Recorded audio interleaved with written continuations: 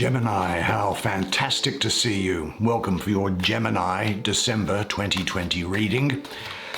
I'm Nigel Saint James, as you subscribers will know, and it's a pleasure to meet those of you who are now stopping by for the first time. Hopefully you'll come by more often.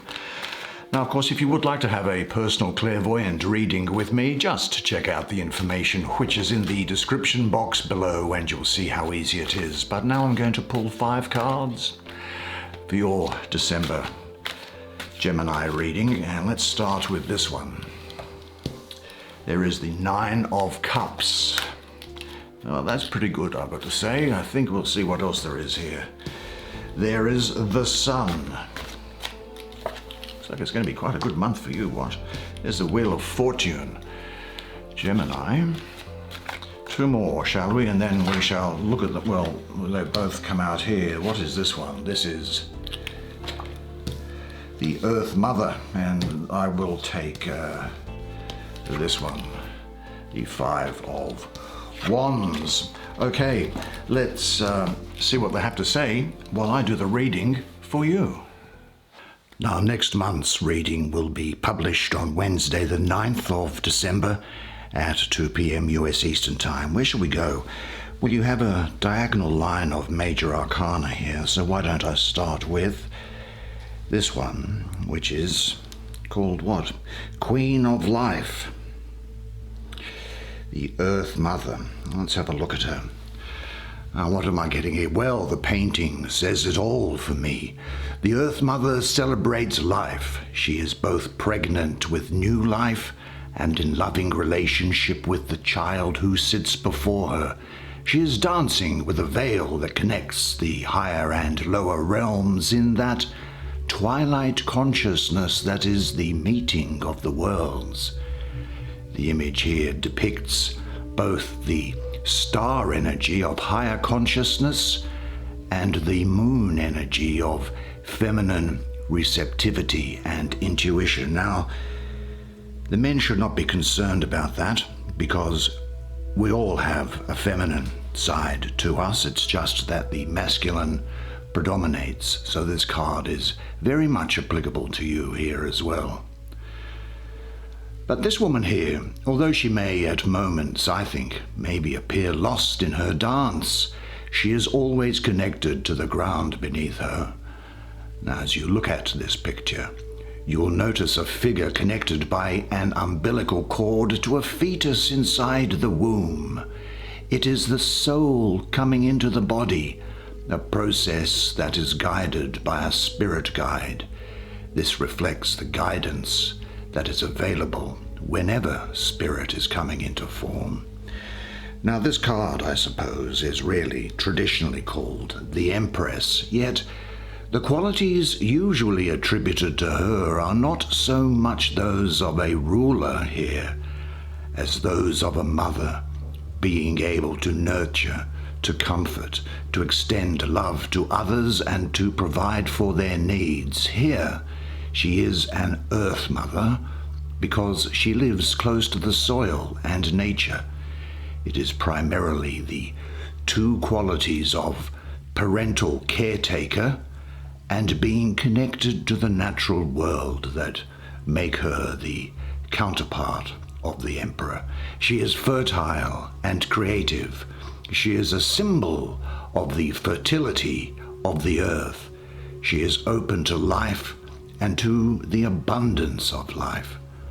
And this Earth Mother here, I think, is particularly sensitive to the physical and emotional aspects and is able to connect these to spirit.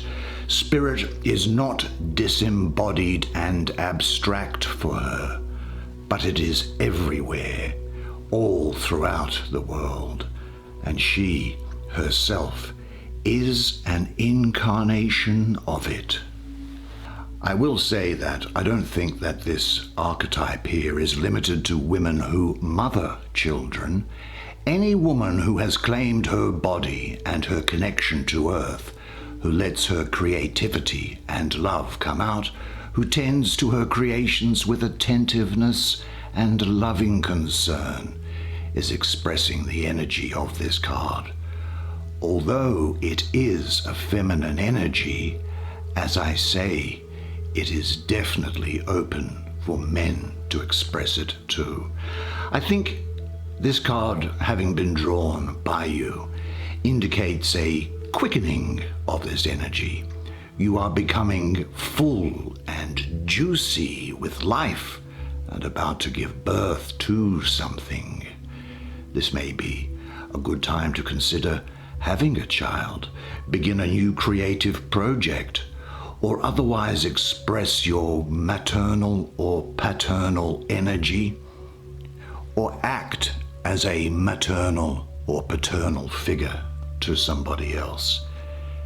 It is certainly a good time to deepen and enjoy your connection with Earth, to sensuality, and to your body. So open your arms and dance the dance of life. Now the next in line is what? Oh, it's this one, the Wheel of Fortune, honoring what? Honoring something. Oh, flowing with the change. Yeah, I do need to have my eyes tested, don't I? Well, the image in this card portrays the unfoldment of life in both the human and the natural world, the ribbon spiraling outward, and the stream of animals within it portray life as a changing stream, evolutionary in nature. Do you know, the Navajo people, native to North America, call nature changing woman. And we get a sense of this from looking at the picture. The two figures, a younger woman on the top and the older woman on the bottom, within the wheel represent the changes within a human lifespan. And the buffaloes on the horizon, I think, symbolize your spirit guides watching over you as you journey. Now, change is about to come into your life, and the change is positive. Because when you draw this, it indicates that a significant change is taking place or peeking over the horizon. One chapter is ending and a new one beginning.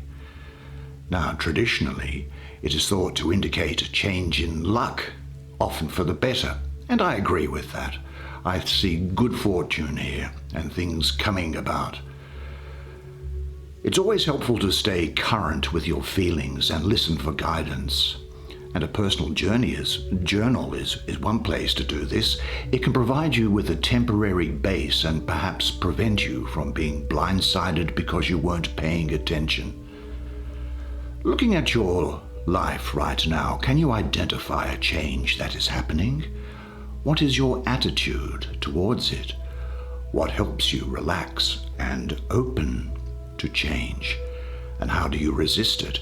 Remember that even positive change can be stressful. So be gentle with yourself at this time. You may need to do some weeding of the mental garden. It may need to be changing your surroundings to allow the new positive changes to come into your life.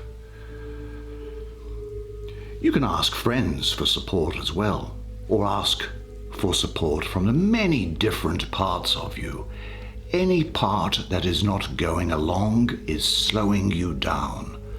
Although this can create delays, ultimately it can't stop the turning wheel of fortune, and positive change is now coming into your life.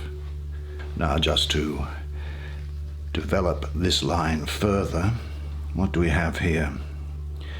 The radiance of being, the sun. Well, isn't this an interesting depiction of the sun? Because here in this painting, two people honoring the sun element, I see.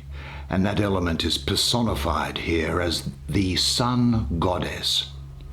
There is a sun at the top of her head, coming in through her crown chakra, and a sun in her solar plexus. The solar plexus is your power center, your body's sun, if you like, and it enables you to power around in life. When your solar plexus is really open and the energy is flowing, it's not hard to get things done. This card represents access to dynamic and creative energy. At this deepest level, this is source energy. It may be experienced as light, consciousness, presence, or aliveness. One way it expresses itself is just in the absolute joy of life. When you are in touch with your sun energy, you are being yourself in a way that is natural and empowered. Yeah, there is no shyness or holding back. So let yourself shine.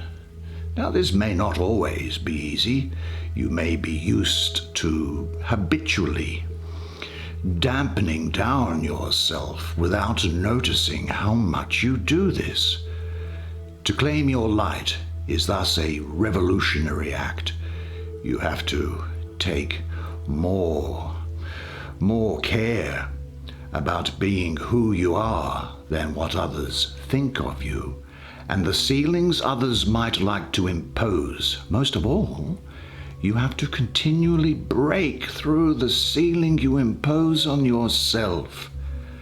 There is a great freedom in this as you burn through the character structure that accumulates with age. You return to an experience that is fresh and youthful. Often in tarot decks, the Sun card has images of children depicting this more pure and innocent state. In this sense, the Sun represents original nature. It is who you are before all of the conditioning. Let's look closer at this card again, because what I'm getting here is that, look, the sun is the source of life and represents success and abundance, and so good that it's following on from this Wheel of Fortune card for you. So this abundance is going to follow you in your life at present. The energy of the sun is going to allow you to get through tough times. The sun will illuminate your path after what has been, I think, something of a trying time, hasn't it?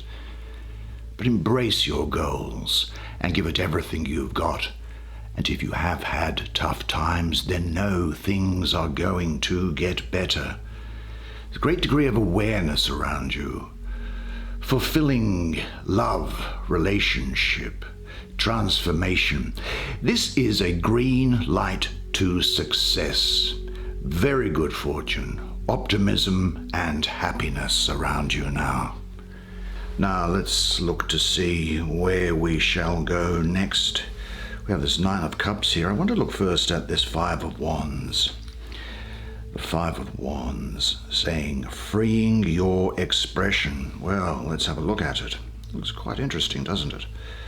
Certainly it does indeed. Now, what can I say here? The number 5, Mars, also the throat chakra, because the fifth chakra is the throat center and relates to the unobstructed expression. Although this can be generalized to any kind of self-expression or creativity, the more specific focus is expression through voice, whether that is singing, public speaking, performing, or just speaking your truth. Now, all the fives do entail some kind of struggle, and the Five of Wands in this spread, I think in this position with these other cards around it here, is dealing with and asking you to notice the struggle to overcome obstacles and to express yourself freely. Now, sometimes the obstacles are external, when, for example, your creative work doesn't find an audience or someone criticizes what you say. At other times, it can be the restrictive influences that have been internalized by yourself. If you haven't received support for expressing yourself, or you've had experiences where others have judged you or condemned you or simply ignored what you have created, it will be more difficult to give yourself permission to express freely. But even anticipating judgment from others can also lead to self-censorship, really. I think that the key symbol in this painting here for me is this mushroom pattern that is developing here. Visualize a flow of energy rising upward like a water fountain. When that stream hits a ceiling, it tends to break off into different directions, with each new stream curling downward and inward. The result is that something looks like a mushroom. The potency of this symbol lies in the fact that the energy doesn't just stop or back up, but keeps moving in new directions. Keeping the energy moving is what this card is about for you. Sometimes your expressions will meet with resistance or negativity. Welcome to the world. And the challenge is to not cut yourself off in response. Cutting off your expression backs up your energy and could lead to stagnation and sometimes even depression. Depression comes literally suppressing your natural energy flow. The antidote is to keep the energy flowing regardless of minor impediments. You must find new avenues of expression when those that you are using are blocked. One secret to keeping the energy flowing is to stop editing yourself and let go of concern about what comes out. If you think that everything you say or create must be beautiful, elegant, and refined, that your every effort must win the highest honor, this will stop your natural flow. Let yourself be playful, like a lamb. The openness of play allows for invention and newness in a way that high expectations do not. Now, with this card appearing here, I think it is an important time to keep your expression flowing. Now, you may have had some recent setbacks. There may be some competition around you, but don't let that discourage you. We all have obstacles to overcome. Remember, the energy will keep turning and flowing on its own if you can give it room to do so. Yeah, competition, I think, is what's here, but you will prevail because you have the Wheel of Fortune and you have this. And what do we have here at the end? We have this beautiful 9 of Cups. Now, let's have a look at this 9. What's it saying? Mental detour. Well, mental detour indeed. The 9 of Cups. Well, looking at this painting, there is a woman standing alone. She is looking off in the distance, caught in her thoughts, perhaps unaware of the energy in her body, which is cut off at the neck. Although emotions are churning within, she doesn't let herself feel them. Those who intellectualize can sometimes talk a good game, even being quite articulate about emotions. They just don't feel them. When relying heavily on that strategy, they can become like a talking head, cut off not just from the emotions, but from the rest of the body. The intellect can become your only organ of perception. Now, this sort of behavior finds a fair amount of support in industrial and high technology cultures, which tend to have a lot of respect for people of high intellect. In this strategy of intellectualizing, the mind is used as a shield, as something to hide behind. It gives a false sense of power and control. To use thinking to escape feeling is usually not a conscious choice, but rather a learned defense that is often the product of a childhood environment where feelings were not honored. Your parents may have cut off from their own feelings, or feelings were only expressed in destructive ways. It can very often be the way. As a child, you may have been shamed for having had feelings, or your sensitivity may have been exploited. And since males are granted even less permission to show feelings than females, this can be a strategy more common in men. Now, even though the developer has called this mental detour, and I guess what we were talking about in a way refers to a mental detour, doesn't it? I actually refer to it as being the lord of material happiness because it is Jupiter ruling the second decan of Pisces. Now, in classical astrology, Jupiter rules Pisces, so there's very strong complementary energy. And Jupiter's philosophical approach aligns well with Pisces spirituality. Jupiter also brings good luck and happiness to you. Jupiter's softer concerns such as care, compassion, and the spiritual life are beautifully expressed through sensitive Pisces. There is enormous capacity to love, although, as so often is the case with this gift, it is often hard won through lots of difficult times in the past. But what I see here for you is your wishes being granted, abundance, reward for your efforts, and a bright future, overflowing love and deep joy and blessings. You have the fulfillment of the goal of love. This time is filled with harmony and inner joy. Open yourself to it totally. Live life as this Earth Mother was imploring you to do. Where do you seek and where do you find your true happiness? Breathe and feel. If you are alone, enjoy your solitude. If you are together with others, enjoy their presence. If you have a job to do it in silent devotion. And say to yourself, happiness is my natural condition. Well, what a particularly great spread of cards for you. Well done, Gemini. That's the way it is for you this month. Well, I thought that was going to be good, and it was. I hope you enjoyed that reading as much as I did providing it to you. Now, don't forget, make sure you check out your 2021 annual reading. If you're a subscriber, of course, it's delivered into your subscription box, or just have a look at the playlist that's on the channel. It's being published the day before Thanksgiving in the afternoon, US Eastern Time. But look, remember one thing always, and it is this, that you are a legend, and I look forward to seeing you again next month. Until then, it's bye for now.